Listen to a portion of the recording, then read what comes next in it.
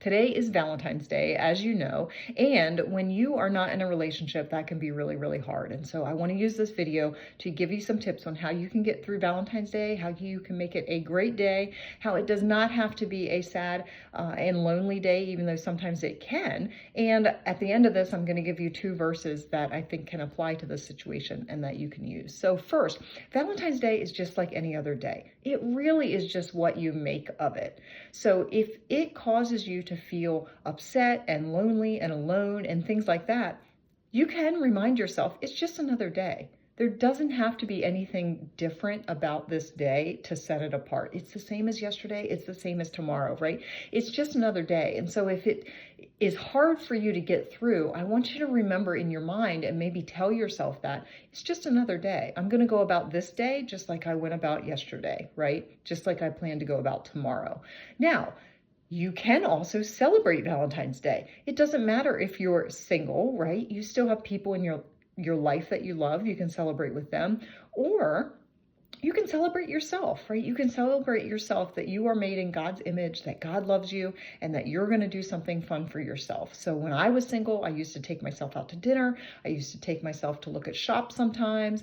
I used to take myself to look at clothes and things like that sometimes. And so that's something that you can do too. If there's something you love to do, then go ahead and celebrate yourself today. Go ahead and do that today. And remembering, it's just a day that people have designated as Valentine's Day. And so you can do all of these things tomorrow or next week or whatever, but make sure you're doing something for yourself. And then I did want to give you 2 verses that I think apply for this. The first one is Isaiah 54:5. This verse helped me when I was going through my divorce, and then when I was single, I would come back to it again and again. So Isaiah 54:5 says, "For your maker is your husband, the Lord of hosts is his name, and the Holy One of Israel is your Redeemer. The God of the whole earth, he is called." I did a full video on this that's on my YouTube channel, and so if you want to check that out, I will leave the link below this video. But this verse reminded me that my maker is my husband, right? I am important to somebody. I am cherished by somebody. I am loved by somebody. I am protected by somebody. And when I was single, it helped me a lot. So I would encourage you to check out that video if you think that would help you. The second verse I want to share is Proverbs 4:23, and there's 2 translations to this one. One is, "Keep your heart with all vigilance, for from it flow the springs of life." And the other version is, "Guard your heart above all else, for it determines the course of your life." And I love these verses because it is such a good tip for what to do when you're single with your heart. We want to be keeping our heart with all vigilance. We want to be alert with it. We want to be paying attention to who we're giving our heart to and what we're doing it. We want to be guarding our heart above all else. Why? For it determines the course of your life.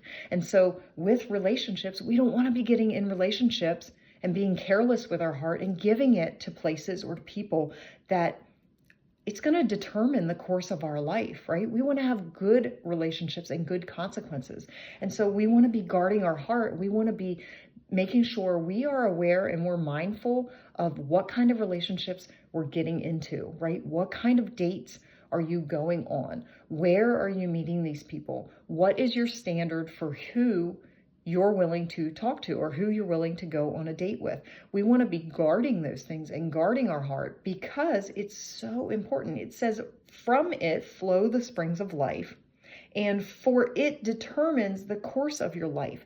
And so if you want to have good consequences because of a good relationship, a good marriage eventually, it's going to determine the course of your life. And so it's so important that we make good choices when we're dating, right? It's so important that we learn how to evaluate whether a relationship is healthy or not, whether a relationship is good for us or not. And so it's another verse that I encourage you to look at. This is one of the things that I love to do in coaching. I love to help people realize, how can I go guard my heart? How can I go about dating and finding a relationship in a way that honors God, that honors what I'm looking for, and that will help me in the rest of my life? Because your core relationship, that marriage that you're going to wind up being in one day, that is an important decision, right? And we want to make it wisely. And so that's one of the things that I help with in coaching, is help people make wise choices about who they are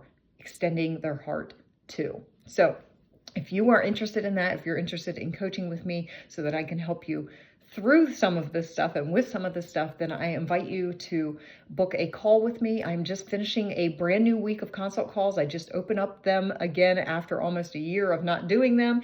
And so I just got finished with that this week. I do have some spots on Monday and Tuesday of next week. So if you're interested in booking a call, I will also put a link to that at the bottom of this video.